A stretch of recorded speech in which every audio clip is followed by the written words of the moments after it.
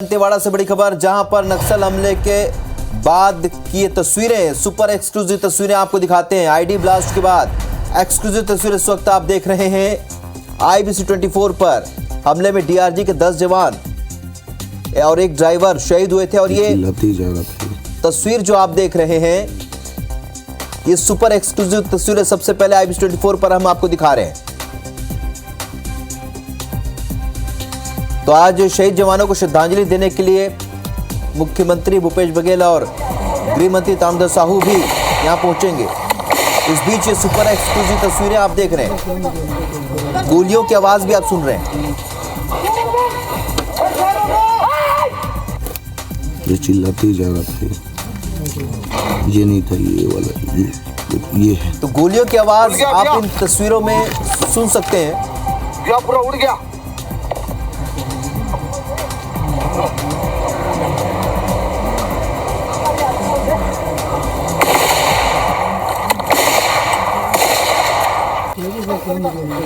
ये आवाज आप सुन रहे हैं, ये गोलियों की आवाज कल हुए हमले के दौरान की तस्वीर। ये चिल्लाते जा रहा था, ये नहीं था, ये वाला ये है। खुल गया भैया, भैया पूरा उड़ गया।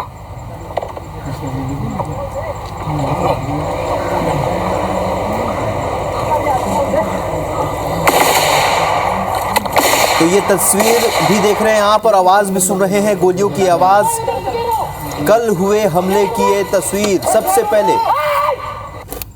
ये चिल्लाते जा रहा था, ये नहीं था, ये वाला ये है। खुल गया भैया। तो और ये आपके सामने है, गोलियों की आवाज इसमें साफ सुनाई पड़ रही है जिस समय ये हमला हुआ। सुपर एक्सक्लूसिव तस्वीरें आप देख रहे हैं, सबसे पहले IBC 24 पर ये एक्सक्लूसिव तस्वीर आप देख रहे हैं। राजा राठौर हमारे स्टूडियो की फोन लाइन पर जुड़ चुके हैं। राजा, तस्वीरें हम अपने दर्शकों को दिखा रहे हैं, उसमें गोलियों की आवाज भी सुनाई पड़ रही है। कहां से आई है ये तस्वीरें, थोड़ा इसके बारे में बताइए। देखिए, मौके पर जवान मौजूद थे इस पूरे घटनाक्रम के दौरान। ये तस्वीर उन जवानों ने वीडियो बनाया है और वीडियो में साफ दिखाई पड़ रहा है कि जवान ब्लास्ट के बाद पूरे आसपास के इलाके में धुए हैं और गाड़ियों के जो परखच्चे उड़े हुए हैं। जवान जो आगे पीछे जवान रहे होंगे वो अपना मूवमेंट ले रहे हैं ताकि किसी भी तरीके से नक्सलियों का इतना बड़ा हमला हुआ था उनको जवाब दिया जा सके। और जो समय दिख रहा है इसमें, ये 1:30 बजे के आसपास या 1:35 के आसपास का पूरा घटनाक्रम है जब नक्सलियों ने ब्लास्ट किया था। ये उस दौरान का वीडियो है। बिल्कुल राजा, अगर इस तरह की तस्वीर अब सामने आई तो और भी क्या इस तरह की तस्वीरें हो सकती हैं? दूसरे जवान जो होंगे उनके क्या मोबाइल में और भी इस तरह की तस्वीरें हो सकती हैं? निश्चित तौर पर और भी तस्वीरें हो सकती है। हम प्रयास भी कर रहे हैं कि IBC 24 के माध्यम से अपने दर्शकों को जितना इस पूरे घटनाक्रम का, क्योंकि IBC 24 ही सबसे पहले इस पूरे कवरेज में जो घटना स्थल है उसके तस्वीर को दिखाया है, तो जितना विस्तार रूप से हम दर्शकों तक तस्वीरों को और जानकारियां पहुंचा पाए वो हम प्रयास कर रहे हैं और जल्दी कोशिश करेंगे कि और भी जो जानकारियां हैं जो तस्वीर के माध्यम से लोगों तक पहुंचाए, दर्शकों तक पहुंचाए। राजा, यहाँ पर ब्लास्ट हुआ था और यहाँ पर जो समझ में आ रहा है गोलियां भी यहाँ पर चली थी। चिल्लाते जा रहा था। देखिए, बताया जा रहा है कि ब्लास्ट के बाद तत्काल कुछ राउंड भी नक्सलियों की ओर से फायर किए गए। वीडियो में भी ये दिखाई पड़ रहा है कि कुछ राउंड गोलियों की आवाज सुनाई पड़ रहे हैं। साथ ही जवानों की ओर से भी पोजीशन लेकर जवाबी कार्रवाई की गई है, ऐसा प्रतीत हो रहा है इस वीडियो को देखने के बाद। बिल्कुल, एक बार फिर हम अपने दर्शकों को बता देते हैं, ये एक्सक्लूसिव तस्वीर देख रहे हैं जिसमें जो घायल जवान हैं उनके मोबाइल से तस्वीर सामने आई है। जिस तरीके से कल IBC 24 ने सबसे पहले आपको घटना की तमाम अपडेट दिखाई थी और तमाम तस्वीरें दिखाई थी, और इस वक्त भी ये बड़ी खबर बता रहे हैं आपको और तस्वीर भी दिखा रहे हैं। यहाँ जो घायल जवान था इस हमले में, उसके मोबाइल की ये तस्वीरें हैं जिसमें बैकग्राउंड में गोलियों की आवाज़ भी सुनाई पड़ रही है। राजा, अमूमन जब ये हमले होते हैं इस तरीके से, आप भी क्योंकि बहुत कई बार इस तरीके के हालात में आपने रिपोर्टिंग की है, तो यहाँ पर किस तरीके की पोजीशन लेनी पड़ती है जवानों को? क्या समझ में आता है कि किस तरीके से इन परिस्थितियों से निपटा जाए? मतलब देखिए, जब ये ऐसा मंजर सामने होता है, अंदाजा इससे लगाया जा सकता है कि किस प्रकार से जवान सबसे पहले अपना पोजीशन लेते हैं ताकि किसी भी तरीके से नक्सलियों की किसी भी कार्रवाई का वो जवाबी कार्रवाई कर पाए। साथ ही आप देख पा रहे होंगे जवानों की ये तत्परता ही कहेंगे कि जो ब्लास्ट के बाद जवान शहीद में उनका हथियार नक्सली नहीं ले जा पाए अपने साथ। तो कहीं ना कहीं ये जो मूवमेंट या पोजीशन जवानों का देखा जा रहा है, ये उसी का नतीजा है कि नक्सली हथियार नहीं ले जा पाए। जी बिल्कुल, और इन तस्वीरों से समझ में आ रहा है कि यहाँ पर जो जवान था उसने पोजीशन ली है और इस दौरान गोलियों की आवाज़ सुनाई पड़ी है। ब्लास्ट होने के बाद यहाँ पर फायरिंग भी हुई है, साफ तौर पर इन तस्वीरों से समझ में आ रहा है। राजेश, जानकारी के लिए बहुत शुक्रिया।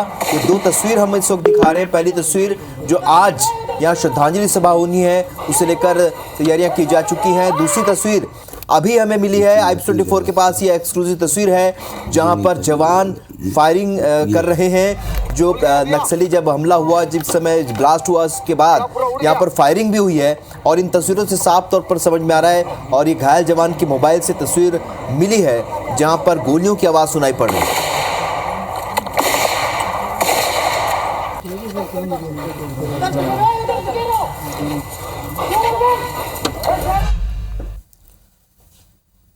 चलिए, लगातार हम इस खबर से जुड़ी तमाम अपडेट्स आप तक पहुंचा रहे हैं। इस वक्त हमारे साथ दो सहयोगी जुड़ रहे हैं, वेद प्रकाश संगम और नरेश मिश्र इस वक्त हमारे साथ लाइव जुड़े हैं। सबसे पहले वेद प्रकाश, आपसे जानना चाहेंगे, आपसे कुछ देर पहले हमने एक तस्वीर दिखाई थी, घायल जवान के मोबाइल की तस्वीर थी जहां पर गोलियों की आवाज़ भी वहां पर सुनाई पड़ रही थी। फिलहाल यहाँ पर अब श्रद्धांजलि सभा होना है दंतेवाड़ा में, किस तरीके से यहाँ पर सुरक्षा व्यवस्था दुरुस्त की गई है और क्या कुछ तैयारियाँ हैं?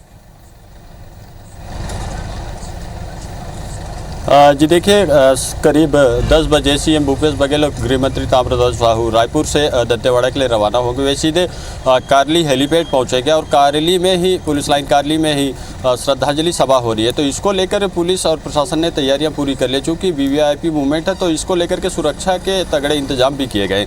गीदम से लेकर दंतेवाड़ा तक जगह जगह पर पुलिस जवानों की तैनाती की गई है। साथ ही जो आसपास का इलाका है पुलिस लाइन कारली के, वहाँ कई किलोमीटर की दूरी तक पुलिस के जवानों को जंगलों में कूच कर दिया गया ताकि किसी भी तरीके से कोई भी डिस्टर्ब इस कार्यक्रम के दौरान ना हो और कोई भी बाधा ना आए। इसके साथ साथ जो घटनास्थल है वहाँ पर भी पुलिस ने आज सर्चिंग बढ़ा दी है।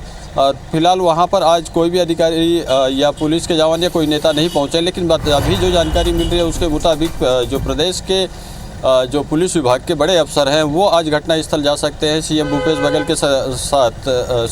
बघेल के साथ यहाँ मौजूद रहेंगे श्रद्धांजलि सभा में और उसके बाद वो अरनपुर की ओर जा सकते हैं। तो वहाँ अरनपुर में भी अब चूँकि यहाँ कारली में भी श्रद्धांजलि होने और यहाँ भी सुरक्षा चाहिए और तो अरनपुर में भी सुरक्षा की व्यवस्था करनी होगी, क्योंकि जो IG हैं उन्होंने कल ही इस जगह का दौरा किया था। ADG विवेकानंद सिन्हा ने भी घटनास्थल का मुआयना किया था। इसके साथ साथ आज ये जानकारी मिल रही है कि जो पुलिस के बड़े अधिकारी हैं वो वहाँ पर जाएंगे।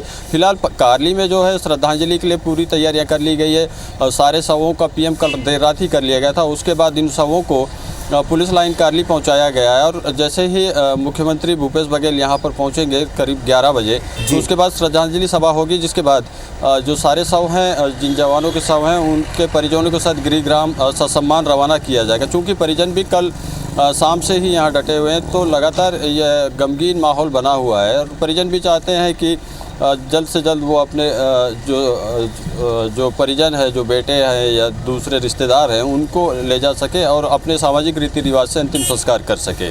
राहुल जी, चलिए, पूरी तैयारियां यहाँ पर हो चुकी हैं। नरेश, बड़ा VIP मूवमेंट है यहाँ पर हम देख रहे हैं, क्योंकि इससे पहले भी BJP की भी जो एक बैठक चल रही थी यहाँ पर, जो मिशन बस्तर को लेकर BJP आज बहुत सारी बैठकें वगैरह करने वाली थी, चुनावी तैयारियों को लेकर, वो भी रद्द कर दिया गया है। प्रदेश प्रभारी भी वहाँ पर पहुँचे हुए थे। लेकिन अब इस पूरे VIP मूवमेंट को लेकर किस तरह की तैयारियाँ, कितनी बड़ी चुनौती है?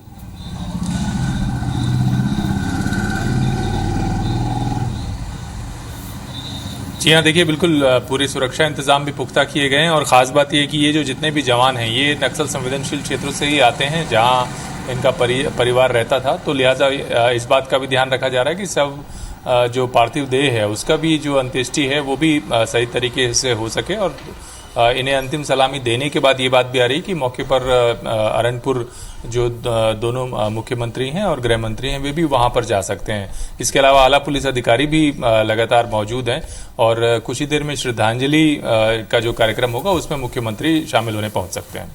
बिल्कुल। और ये जो शव जो जहां पर गिरिग्राम भेजे जाने हैं वहां पर क्या एहतियात बरतने होंगे नरेश, क्योंकि ये जो आत्मसमर्पित डीआरजी के जो जवान थे, आत्मसमर्पित नक्सली थे, तो वहां पर भी कुछ विशेष सतर्कता बरतनी होगी कि जब इनके शव भेजे जाएंगे? जी हाँ, बिल्कुल। देखिए, उसके लिए भी तैयारी कर रखी है पुलिस ने। हालांकि इसका खुलासा तो नहीं किया गया है, लेकिन निश्चित तौर पर इसकी भी तैयारी है ताकि श्रद्धांजलि के बाद सही तरीके से सभी का अंतिम संस्कार का कार्यक्रम किया जा सके। और कल ही क्योंकि ये स्थिति स्पष्ट थी, इसलिए इन सारी चीज़ों की तैयारी भी कर ली गई है। और आप देख रहे हैं कि जिस तरह से पूरा घटनाक्रम हुआ है उसके बाद से पूरे इलाके में, न केवल दंतेवाड़ा बल्कि समूचे बस्तर में अलर्ट एक बार फिर से जारी किया गया है, क्योंकि इस दौरान माओवादी कोशिश कर सकते हैं कि और भी कोई बड़ी वारदात को अंजाम दें ताकि एक साथ दबाव ज़्यादा से ज़्यादा पुलिस फोर्स पर बनाया जा सके। तो इस वजह से भी फोर्स को अलर्ट मोड पर रखा गया है।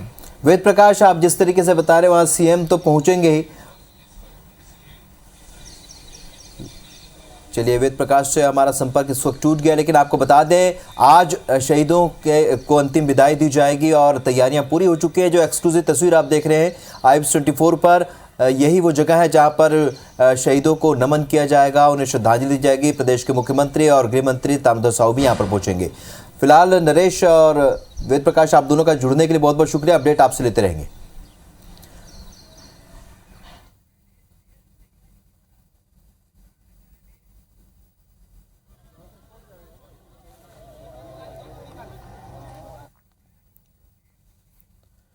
तो दंतेवाड़ा नक्सली हमले को लेकर कई सवाल खड़े हो रहे हैं और उन सभी सवालों को लेकर रिटायर्ड डीजी नक्सल ऑपरेशन RK विज से खास बातचीत की हमारे संवाददाता तहसीन जैदी ने।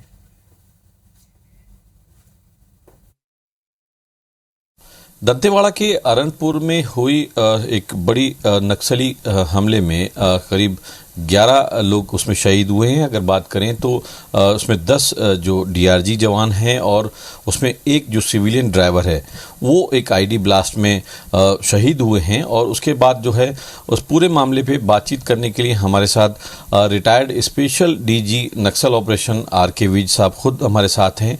हम उनसे बात करते हैं कि ये जो घटना हुई है, एक दर्दनाक घटना इसको कह सकते हैं, दुखद घटना इसको कह सकते हैं, इस घटना को सर किस रूप में आप पहले देखते हैं?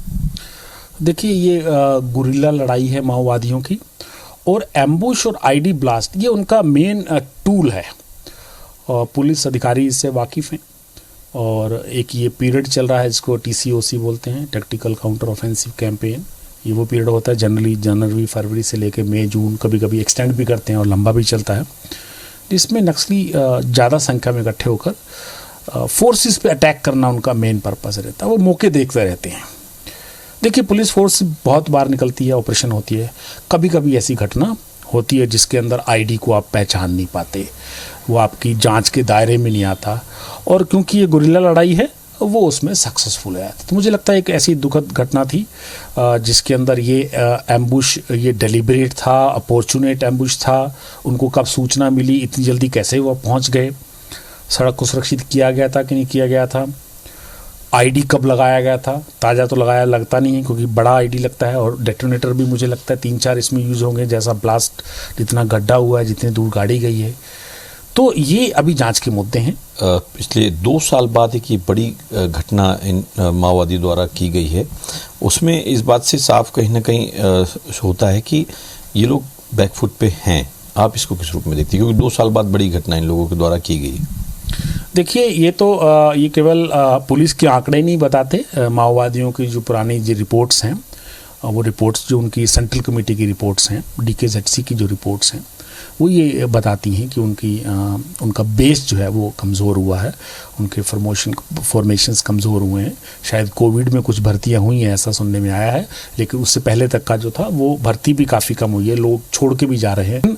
जवानों को इसमें बिल्कुल हिम्मत नहीं हारनी है, और ये बैकफुट पर नक्सली हैं, हमको आगे बढ़ना रहता है, तो आगे बढ़ते रहना है, ये मेरा जवानों को मैसेज है। और सभी पूरा पीछे, चाहे पुलिस विभाग हो चाहे सरकार हो, कोई भी मुझे नहीं लगता कि इससे पीछे हट सकती है। IBC 24 से बातचीत करने के लिए बहुत बहुत धन्यवाद।